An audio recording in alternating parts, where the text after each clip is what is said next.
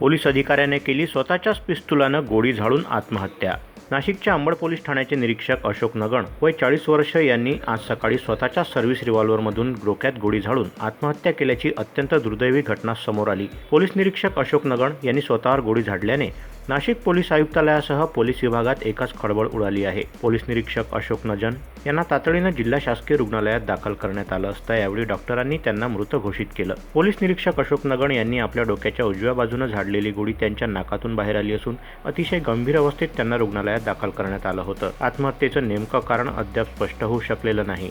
Nashik police आयुक्तालयाचे विशेष पथक police ठाण्यात दाखल झाले असून पुढील तपास करीत आहे। पोलीस निरीक्षक अशोक नगण हे गेल्या वर्षभरापासून अंबड पोलीस ठाण्याचे दुय्यम पोलीस निरीक्षक म्हणून काम पाहत होते। सकाळी 10 वाजता ते आपल्या ड्युटीवर असताना कॅबिनमध्ये बसलेले असतानाच अचानक बाहेर पिस्तुलाने गोळी चालल्याचा आवाज आल्याने कर्मचाऱ्यांमध्ये एकच धावपळ उडाली। त्यांचे सहकारी कॅबिनमध्ये गेले असता हा दुर्दैवी प्रकार समोर आला। या संदर्भात तातडीने नियंत्रण कक्षास कळविण्यात आले असता सर्व यंत्रणा ताबडतोब कामाला लागल्या।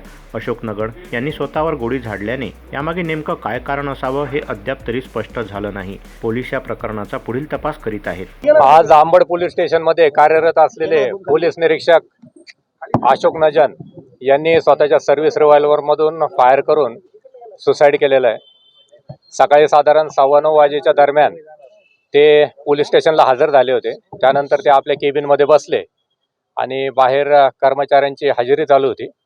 हजेरीचा रिपोर्ट लावण्यासाठी कर्मचारी झोले हे त्यांच्या केबिनमध्ये गेले असता त्यांना PI अशोक नगण हे मयत दिसले। PI अशोक नगण यांचे पार्थिव पुढील पोस्टमॉर्टमसाठी आपण सिव्हिल हॉस्पिटल येथे पाठवलेलं आहे आणि ह्या त्यांच्या आत्महत्येमागे नक्की काय कारण आहे याचा तपास आपण आता करत आहोत।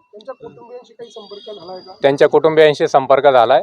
एक महिला अधिकारी आपण त्यांच्या घरी पाठवलेली आहे आणि त्यांना या प्रकारची कल्पना दिलेली आहे। फॅमिली कुठे नेमकी?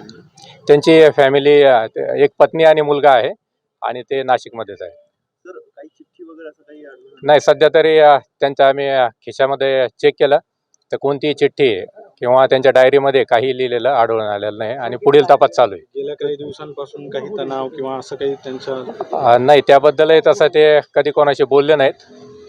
आमच्याशी कोणाशी अशा तणावाबद्दल बोलले नाही। इव्हन काल शिवजयंतीचा बंदोबस्त चालू होता तर रात्री 11 साडे 11 पर्यंत ते बंदोबस्त कामी आमच्या बरोबरच होते।